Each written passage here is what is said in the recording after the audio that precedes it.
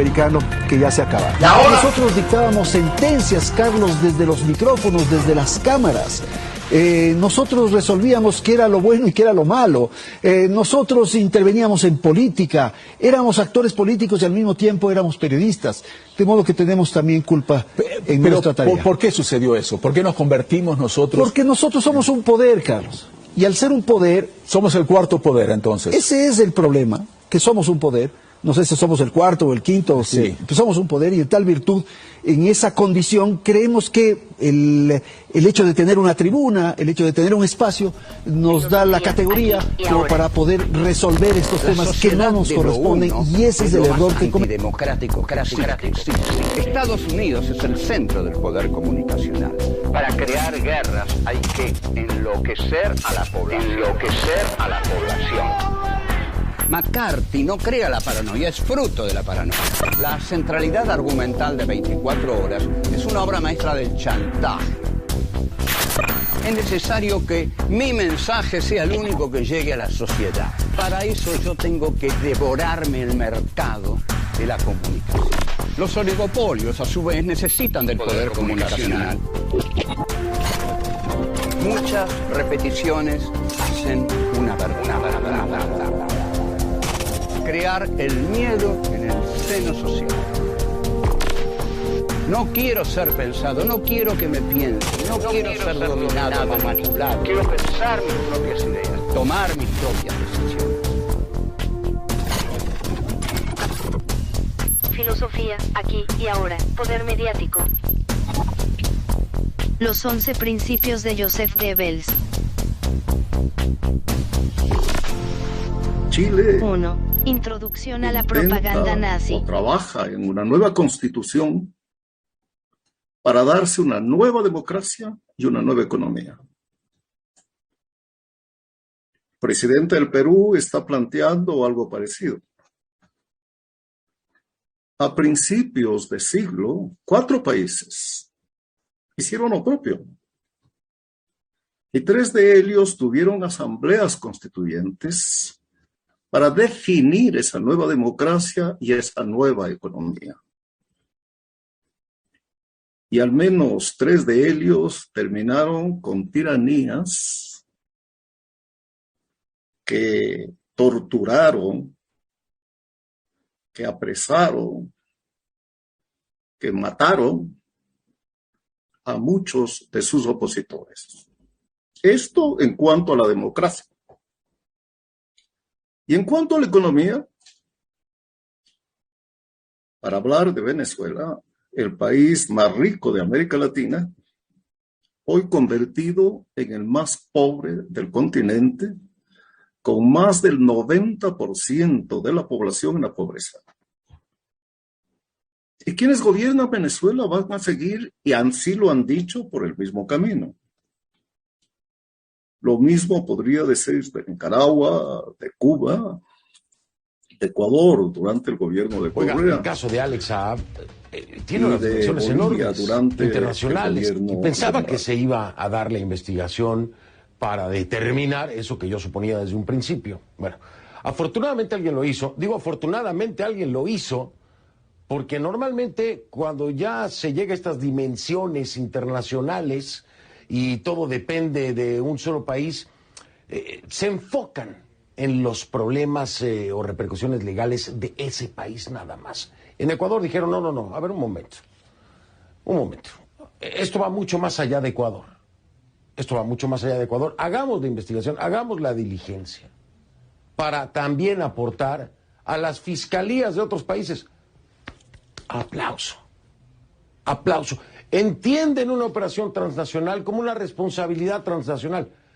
Lo que hay que reconocer y hay que entender es que es el primer trabajo, hacen una investigación en base a todos los países que pudieran tener alguna implicación o repercusión por el tema de Alex Saab. ¿De quién le estoy hablando? Le estoy hablando de Estados Unidos, le estoy hablando de Ecuador, le estoy hablando de Venezuela, le estoy hablando de Panamá. Si no lo hubieran hecho los legisladores ecuatorianos, si no hubieran decidido hacer esto, ¿quién lo iba a hacer? Habrá que hacer la diligencia, habrá que apegarse a derecho, habrá que comprobar, demostrar y entonces castigar.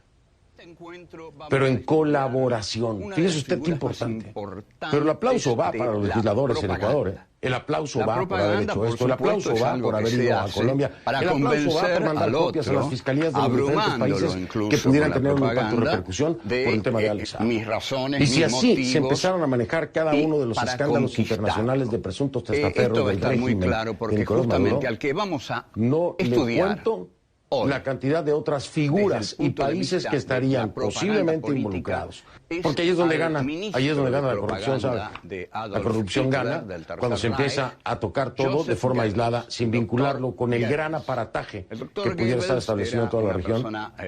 Así que el aplauso, porque el trabajo que se hizo es el que se debe hacer a nivel regional. Algo que disimulaba todo lo que podía al caminar, pero que se veía que en algún punto lo disminuía, aunque en ningún momento se lo veía como un hombre disminuido, sino todo lo contrario, como un hombre terriblemente enérgico, con una sonrisa que no lo hacía detestable como a otros, con una gran inteligencia que aplicaba, a un régimen maligno, un régimen malvado. Es decir, es el caso típico de una gran inteligencia que se aplica al mal, es decir, a destruir a los otros. Esta es una de las mejores definiciones que yo podría dar del mal. El mal es esa actitud moral que lleva a unos hombres a destruir a los otros, a ultrajarlos, a humillarlos, a torturarlos y a matarlos en última instancia. Ese es el mal que hay en la tierra y que está en el corazón de los hombres. En Goebbels ocupaba todo su corazón, en otros ocupa una parte, o no tanto. Goebbels, como era un teórico de la propaganda, no solo era un propagandista, sino que se distinguió como un teórico de la propaganda, tanto es así que creó principios, enumeró principios metodológicos para la propaganda. Hay una frase de Goebbels que fue la que más trascendió y la que es realmente más famosa de todas las que componen el corpus de los 11 principios. Y es: muchas repeticiones hacen una verdad. Lo que significa que si sobre una comunidad se repiten muchas veces 2, 3 o 4 verdades, o una infinitamente repetida, esa repetición de una mentira, seguramente, termina siendo una verdad, porque termina por taladrar la subjetividad del receptor, penetrar en ella, adueñarse de esa subjetividad, y cuando el receptor, a su vez, habla, dice esa frase tan repetida. Entonces, Goebbels tenía el afán de la repetición para la captación del contingente masivo. El primer principio de los 11 principios de la propaganda es el principio de simplificación y enemigo único. Con esto, Goebbels quiere decir que la propaganda tiene que simplificarse hasta el punto de llegar a enfocarse en un enemigo único. O también podemos decir que en cada coyuntura un enemigo. Esto viene un poco de von Clausewitz y los estudios de las batallas de Napoleón. Napoleón decía que nunca había que atacar en bloque al enemigo, sino que siempre había que atacarlo en su parte más débil. Si uno ataca al enemigo en su parte más débil, siempre va a atacar a un enemigo débil. Entonces, este principio de Goebbels se basa en eso. Se basa en el enemigo único en cada una de las coyunturas, pero un enemigo único central. El primer enemigo único que encuentran los nacionalsocialistas es, por supuesto, el judaísmo, son los judíos. Los judíos son los causantes de todas las desgracias de Alemania. Ese es el principio de la simplificación y del enemigo único. Volvemos.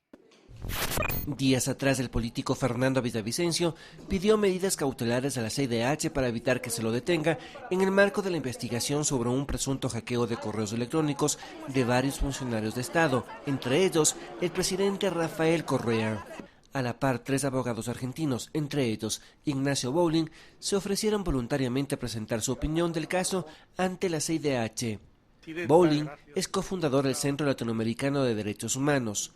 Lo curioso del caso es que dicho abogado, en octubre de 2014 en la misma CIDH, defendió a los hermanos William y Roberto Isaías Dazún, ex dueños del Filambanco. Bowling pidió que a los Isaías se los declare perseguidos políticos y defensores de los derechos humanos. La justicia suele perseguir a quien el gobierno marca en público. Los casos son varios. Isaías. Dicha petición la realizó por cuanto aseguró que de esta manera se pueden defender los derechos de los exbanqueros a quienes la justicia los condenó a 8 años de prisión por el delito de peculado bancario. Por su parte, el abogado Carlos Bravo, ex gerente de la Agencia de Garantía de Depósitos AGD, afirma que ahora se ha puesto de moda declararse perseguido político para no comparecer ante la justicia. Esa es la trama que urden, que fraguan para aparecer ante la ciudadanía como víctimas y no afrontan los delitos que han cometido. Además, critica el proceder de Fernando Villavicencio. Pero a lo que no tiene derecho, por más investigaciones que haga, es a denigrar, a difamar a ninguna persona. Otro cuestionamiento de Bravo, quien en el 2008 llevó adelante la incautación de empresas propiedad de los exbanqueros, es en contra de la CIDH. La Comisión Interamericana se ha venido a menos desde hace muchos años atrás. Solo imagínese usted que a los Isaías se les dé un estatus de perseguidos políticos. Fernando Villavicencio ha sido procesado en 2 ocasiones por injurias calumniosas. En ninguna de las 2 cumplió su sentencia, por cuanto se declaró prófugo de la justicia. Actualmente es precandidato a la Asamblea Nacional por Creo, movimiento de derecha que lo lidera el banquero Guillermo Lasso. José Luis Quinteros, Ecuador TV. Para ampliar el primer principio, el principio de simplificación, el principio del enemigo único, lo que hace Goebbels como ilustración es, como dijimos, el principio del judío que se roba la riqueza alemana, y también simbólicamente la esvástica. La esvástica es el gran símbolo único del régimen nacionalsocialista, a tal punto que llegan a identificarse por completo. La esvástica lleva también a otro principio único, el de la sangre pura, el de la pureza de la sangre que proviene de la pureza de la tierra. Sangre y tierra son 2 conceptos que se unen para ser uno solo en la ideología nacionalsocialista. La sangre alemana es una sangre superior, la tierra alemana es la patria donde están los alemanes, y eso se simplifica todo en un principio único. El segundo principio es fundamental, es el principio del contagio. El principio de la tierra y el de la sangre son agredidos constantemente por el principio del contagio. El contagio es lo que el enemigo puede infiltrar en la pureza nuestra pureza. Y entonces aparece acá otra vez la figura la culpa puesta en la figura del judío, identificado con el piojo, con la garrapata, que penetra en la comunidad nacional para vivir a costa de ella. Es decir, el judío piojoso es el judío chupasangre, el judío mercader, que es demasiado inteligente con los negocios y por eso va a explotar a los puros alemanes, que son puros de sangre y que pertenecen a la tierra alemana. El tercer principio de Joseph Goebbels, y atención porque son fundamentales y se aplican en todos lados y se continúan aplicando, es el de la transposición. Es decir, siempre hay que echarle la culpa a alguien, nunca a nosotros mismos. Entonces, la transposición es transponer al enemigo todos los males sociales. Sin querer ser gorila, pero recuerdo que mi papá sí era gorila, mi papá me contaba que durante los últimos tiempos de Perón, un cómico famoso en esa época, Adolfo Stray, salía en una pochoneta diciendo...